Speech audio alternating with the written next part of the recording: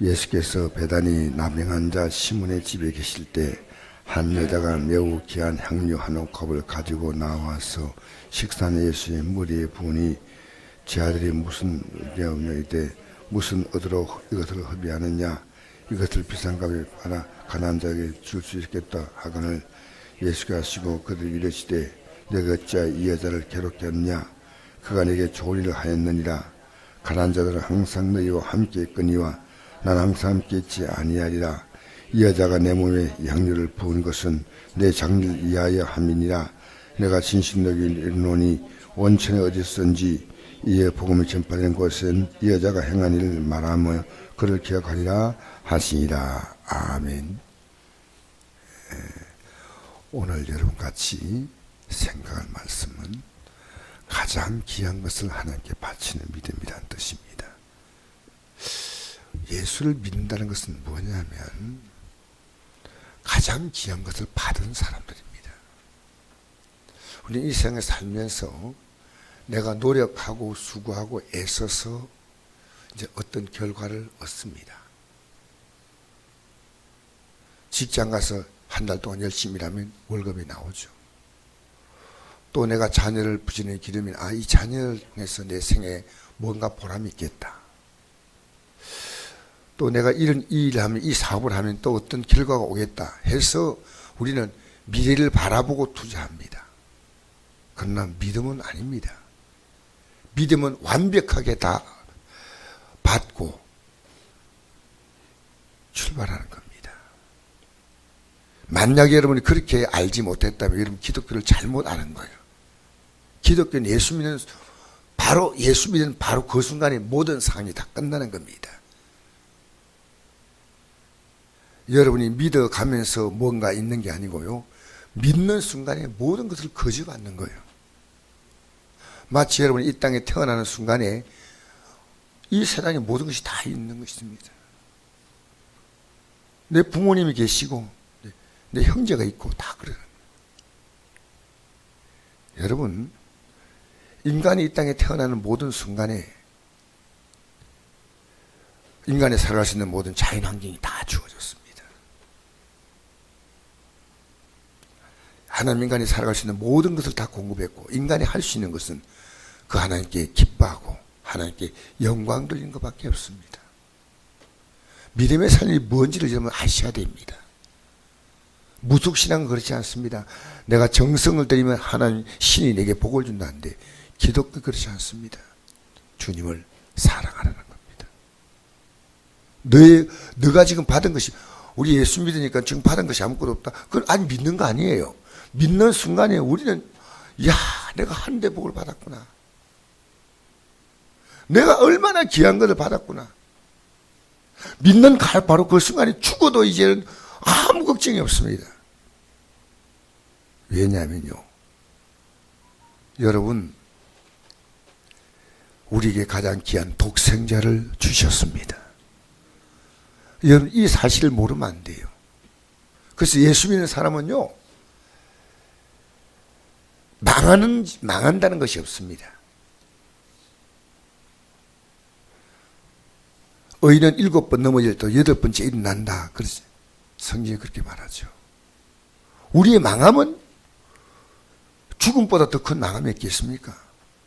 우리는 이 죽음이 우리에게 영광스러운 영원한 생명으로, 그것이 그냥 오래 사는 생명이 아니라 빌립보서 3장 21절 보니까 우리의 낮은 몸이 예수 그리스도의 그 영광의 몸의 형체와 같이 바뀐다는 겁니다. 그러니까 이 세상에 가장 귀한 것을 받은 사람은요, 예수님이 무언가를 알고 제대로 믿는 사람은 이 세상에 대해서 부를 곳이 없어요. 왜? 이 세상 것은 이거 언젠가 이거는 다 두고 가야 된대. 우리는 진짜로 영원하고 영광스러운 것을 우리는 약속받았고, 그리고 이 땅의 삶이 나그네와 행 같은 삶이 끝나면 그 영광 속에 들어가는 것입니다. 이걸 잊어서는 안 됩니다. 그래서 예수 믿는 순간에 기독교는 순교할 수 있습니다. 왜? 하나님의 아들의 생명을 받았어요. 우리에게 새하늘과 새 땅이 우리에게 있는 거예요. 여러분 곰곰이 생각하십시오. 내가 예수 믿고 받는 게 아닙니다. 내가 이 믿음을 알고 이 믿음의 가치를 붙들고 이제 살아가면요, 모든 것이 이 믿음 안에서 다 이루어지게 돼 있어요. 그래서 오늘 한 여인이 예수 믿는 것이 뭔가를 깨달은 겁니다. 그래서 이제는 자기가 가진 가장 귀한 것을 바치는 거예요. 여러분, 우리가 예수 믿을 때요, 마음을 다하고 목숨을 다하고 힘을 다하고 뜻을 다해 주면 사랑을 하지 않습니까? 사실은 이것은 이 반대로 돌려 생각하면 됩니다. 주님이 여러분 마음을 다하고 목숨을 다하고 힘을 다하고 뜻을 다해서 사랑하고 있다는 사실을 알지 못할 때 이 말은 아무것도 아니에요. 내가 왜 사랑해야 되는 거 아니야?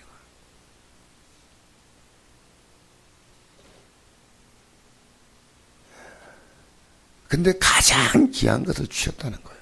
그걸 모르면 아직도 이런 믿는 건 아니에요. 믿음의 언저리 속에서 내가 믿음을 가지려고 이렇게 접근하는 정도지요. 믿음을 가지면 그렇지 않습니다. 여기도 그런 분이 있을 겁니다. 나 주님 사랑하기 때문에 어떤 어려움이 와도 난 목숨도 내놓아. 이 결단이 여기 분명히 선 사람이 있어요. 왜? 어차피 이 땅의 생명 끝나는 거 아닙니까? 내가 그분 배신하고 끝나봤자 무엇하겠어요? 그분 배신하고 조금 더 연장된 생명을 살면 무엇하겠습니까? 그러니까요, 진짜 예수 믿으면요, 순교의 신앙입니다. 왜? 주님이 내게 모든 걸 주었잖아요. 저는 이 사순절에 이걸 여러분 깨닫기 원합니다. 내가 못 받은 게 아닙니다. 여러분이 못 믿는 겁니다. 못 받은 게 아니고 못 믿는 겁니다. 따라합시다. 못 받은 게 아니고 못 믿는 것이다. 못 믿는데 어떻게 하겠어요? 여러분 자녀가 부모가 얼마나 사랑하는지 알겠습니까? 전 제 자녀를 사랑해요. 정말 내 자녀가요, 제대로 안다면 내 거 다 줘도 아깝지 않아. 그런 부모, 근데 자녀가 그걸 아느냐니까 모르는 거예요. 그게 슬픈 거예요. 하나님 우리를 사랑하시는데 우리는 하나님의 사랑을 몰라요. 그리고 이번 주일에 영상을 본 것처럼요, 깡통 들고 다나가 빠진 담요 쪼가리 들고 수저 들고 그렇게 살아가는 거예요. 여러분, 우리는 가난해도 가난하지 않습니다. 부유합니다. 왜? 믿음으로 살아보세요. 믿음으로. 내가 지금 아무것도 없다 생각하지 마고요. 여러분이 위해서 주님은 모든 것을 다 준비해 놓으셨어요. 그래서 이것을 아브라함이 깨달았기 때문에 아브라함 믿음의 조상이에요. 하나님께서 아브라함에게 이삭을 줬잖아요. 근데 하나님께서 그 이삭을 제물로 내게 바치라고 했습니다. 그때 아브라함이 뭔 생각했고, 하나님이 주고 빼앗느냐? 아니요. 우리 하나님은 주신 것을 빼앗는 분이 아니요. 나는 순종할 분이요. 이해가 돼요? 주님은 약속한 것을 어기는 분이 아닙니다. 그 약속. 자, 그래서 내 독자 이삭을 바쳐라 할 때 어떻게 했습니까? 하나님께 제물로 바치니까. 하나님이 이렇게 말했습니다. 우리 읽어볼까요? 창세기 22장 16절 말씀 시작. 이르시되 여호와께서 이르시기를 내가 나를 가리켜 맹세하노니 내가 이같이 행하여 내 아들 내 독자도 아끼지 아니하였은즉 내가 내게 큰 복을 주고 내 씨가 크게 번성하여 하늘의 별과 같고 바닷가의 모래와 같게 하리니 내 씨가 그 대적의 성문을 차지하리라. 또 내 시로 말미암아 천하만 민이 복을 받으니 이는 내가 나의 말을 준행하였음이라 하셨다 하니라. 아멘. 하나님의 말씀 앞에서 이제는 아브라함은 그분이 뭘 말씀하는지 그것은 나를 위하여 최고의 사랑의 음성이다. 여러분, 오늘 이 마리아라고 하는 여인이 옥합을 깨뜨려서 예수님의 머리에 부어드렸습니다. 이 향유는 옛날에 그 예수님 당시에는 가장 귀한, 요즘 말하면 현금과 같은 그런 가치가 있는 것입니다. 노동자 1년분의 월급이에요. 아마 이 여인이 어떤 목적을 해서 이걸 비축해 놓았던 것 같아요. 향유를. 이걸 예수님의 머리에 부어드리는 겁니다. 예수님의 죽음. 예수님의 죽음을 이 여인은 알았습니다. 왜? 예수님 평소에 말씀하셨기 때문에. 예수님의 죽음이 가져오는 그 영광이 얼마나 큰지를 알았다는 거예요. 자, 여러분 한번 성경 읽어볼까요? 로마서 16장 3절 말씀 시작. 너희는 그리스도 예수 안에서 나의 동력자들인 브리스가와 아굴라에게 문하라. 그들은 내 목숨을 위하여 자기의 목까지 내어놓았으니 나뿐 아니라 이방의 모든 교회도 그들에게 감사하느니라. 네.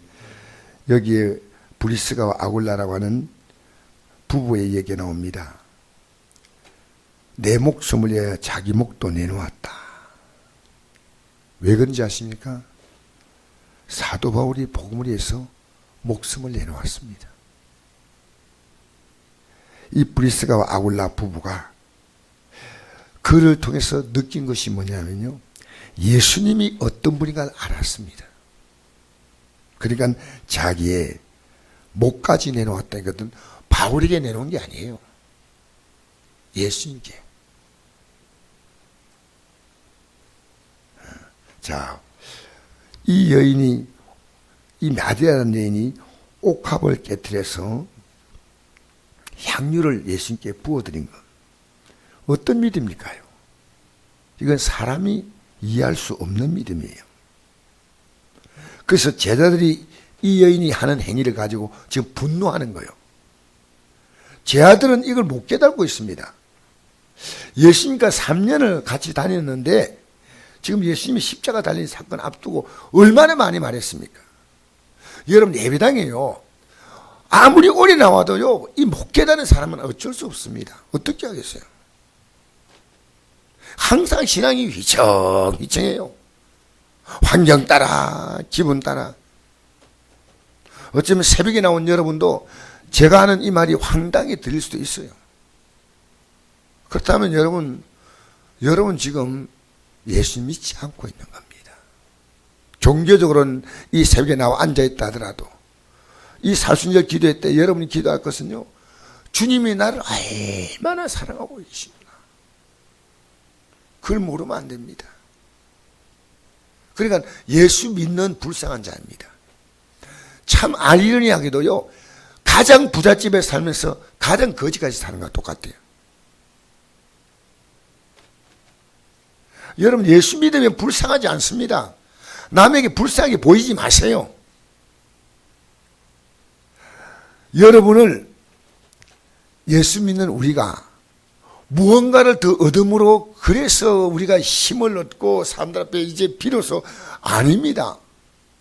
예수 믿는 그 시간부터 우리는요, 너무 영광스러운 존재가 되는 거예요. 제가 전도사로서 안디옥에 심호할 때 그 담임 목사님과 제가, 담임 목사님이 저보다 이제 나이도 좀 어리시고 어쨌든 그런 나이로 보면 그런데 저는 그분이 목사님이시다, 그 외에는 제가 그분 앞에 비참할 이유가 아무것도 없어요. 볼 때는 전도사고 목사지만요, 지금도 가만히 생각해보니까요, 제가 예수님을 딱 영접하는 순간에요, 포철 회당이 아무것도 아니었다는 걸 느꼈어요. 여러분, 이건 실제예요, 실제. 그 엄청난 분이 아무것도 아니었어요. 제가 부러워할 사람은 아무도 없었어요. 지금도 이해가 안 되는 사건이에요. 여러분, 예수 믿고 뭐가 부러워요? 아직도 믿는 거 아니에요. 솔직히 내가 얘기하지만. 예. 주 예수 내 맘에 들어와 계신 후 변하여 새 사람 되고, 주님의 전 존재가 우리 안에 들어온 게 믿는 거예요. 그래서 오늘 기독교가 종교화될 때요, 내가 복을 받아야 생각합니다. 복을 받은 사람이에요. 제가 예수 믿고 난 다음에 물질 기도를 거의 안 합니다. 왜 안 하냐면요, 하나님께서 내 삶을 책임질 것을 믿어요. 이 내 믿음 안 흔들리게, 내 자녀가 믿음 안 흔들리게. 여러분의 뜰 만나도 저는 하나만 기도합니다. 믿음 흔들리지 않으면 하나님은 모든 것을 누릴 수 있습니다. 할렐루야. 여러분이 뭐가 부족합니까? 주님이 우리 안에 있어. 이게 신앙입니다. 주 안에 있는 나에게 딴 근심이 있어 찬송 따로 부르고 사는 건 또 따로 살아. 성경 말씀 따로 사는 거예요. 다. 예수 믿는 게 따로 국밥이요. 국하고 밥하고 말아 먹어야 되는데 미안합니다, 이런 말이 있어. 제자들이 분노했다는 거예요. 우리 8절 9절 한번 읽어볼까요? 시작. 제자들이 보고 분개하여 이르되 무슨 의도로 이것을 허비하느냐, 이것을 비싼 값에 팔아 가난한 자에게 줄 수 있겠다 하거늘. 이걸 비싼 값에 팔아서, 지금 이는요, 예수님의 십자가 죽음에 대해서 향유를 붓는 의미를 몰라요. 예수님의 십자가 죽으심도 모르고 예수님이 죽으실 때 다 도망가요. 예수님은 3일 후에 부활한다고 분명히 말씀하셨는데, 마리아가 왜 일을 하는가? 그래서 오히려 그들이 분개하고 있다는 겁니다. 사람이 이해하지 못하는 믿음이에요. 둘째로 사랑을 겸비한 믿음이에요. 마리아의 행위는 예수님을 지극히 사랑한 데서 비롯한 겁니다. 한마디로 그녀는 사랑을 겸비한 온전한 믿음을 소유하고 있었습니다. 우리가 믿음이 있다는 것은요, 사랑이 있다는 말과 똑같은 말이에요. 주님이 어떤 분인가? 진실로 내가 사랑하는 거예요. 사랑하는 게 믿음이에요. 믿음. 자, 그래서 성경은 우리에게 이 믿음을 계속 강조합니다. 한번 읽어볼까요? 에베소 6장 23절 시작. 아버지 하나님과 주 예수 그리스도부터 평안과 믿음을 겸한 사랑이 형제들에게 있을지어다. 디모데서 1장 5절. 이 교훈의 목적은 청결한 마음과 선한 양심과 거시는 믿음에 나오는 사랑이거늘. 갈라디아 5장 6절. 그리스도 예수 안에서는 할례나 무할례나 효력이 없으되 사랑의 역사는 믿음뿐이다. 예, 여러분, 우리의 믿음은요, 사랑이 있는 믿음이에요. 하나님의 사랑을 받았기 때문에 만약 그 사람에게 사랑이 없다면 그 믿음은요, 실제가 아니에요. 자, 우리 한번 읽어볼까요? 그러므로 내가 온전한 믿음이 있다는 증거는요, 사랑하는 것으로 알 수 있습니다. 사랑. 자, 요한일서 3장 14절 시작. 우리는 형제를 사랑함으로 사망에서 옮겨 생명으로 들어간 줄 알거니와 사랑하지 않는 자는 사망에 머물러 있느니라. 내가 생명으로 들어갔다는 것은요, 영원한 생명, 하나님의 아들의 생명을 생명 속으로 들어간 거예요. 내가 어떻게 할 수 있냐면요, 사랑. 하나님의 사랑, 형제를 사랑하기 때문에. 그래서 우리가 행함이 없는 믿음은 죽은 믿음이라 할 때 행함이란 사랑을 말합니다. 그래서 우리가 이 성도가요, 믿음으로 산다는 말은요, 그 삶에 사랑이 있습니다. 자, 요한일서 4장 20절 시작. 누군지 하나님을 사랑은 나하고 그 형제를 미워하면 이런 거짓말한 자니 보는 바 그 사랑하지 않는 자는 보지 못하는 바 하나님을 사랑할 수 없느니라. 우리가 이 계명을 주께 받았으니 하나님을 사랑하는 자는 또한 그 형제를 사랑할지니라. 내가 누구든지 여러분 사랑과 맺히고 불편한 관계 있습니까? 저는 없어요. 왜 없냐면요, 그런 마음이 올 때 빨리 회개합니다. 왜? 주님께서 제 마음에 사랑을 주었기 때문에요, 저는 미워할 수가 없어요. 왜? 제 마음에 조금씩 순간적으로 미움이 오죠. 그러나 그 오래 가지 못합니다. 이미 주님의 사랑이 제게 들어왔기 때문에 저와 맺혀 있는 사람, 그런데 빨리 그 사람과 관계를 풀어버립니다. 지금 여러분 누군가가 맺혀 있다면 이건 아니에요, 솔직히. 그리고 어떻게 하나님께 나와서 예배하고 하나님을 사랑하십니까? 여러분, 우리 하나님께서는 내가 너 사랑했지? 너 나 사랑해. 그런데 너가 나 사랑하는 적극적인 행동이 뭐냐? 내 형제를, 내 이웃을 내 몸같이 사랑하라. 내가 너를 사랑하였으니 너도 사랑 가운데 행하라.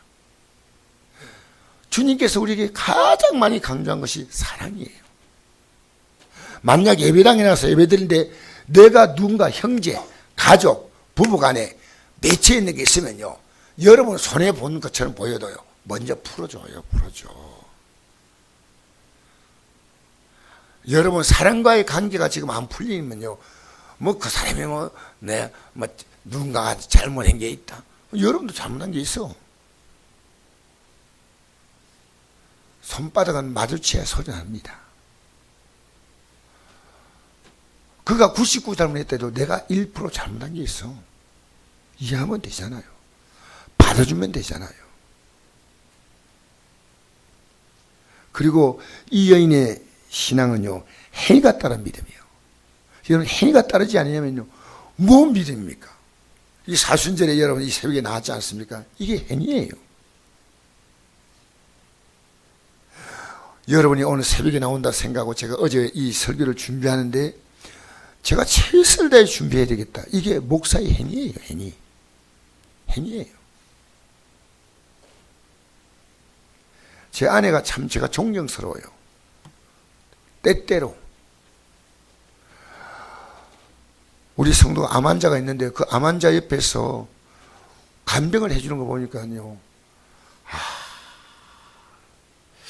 참 나는 그렇게 못하겠어요. 그런데 그 간병을 하는 거 보면서 마음에 사랑이 있구나.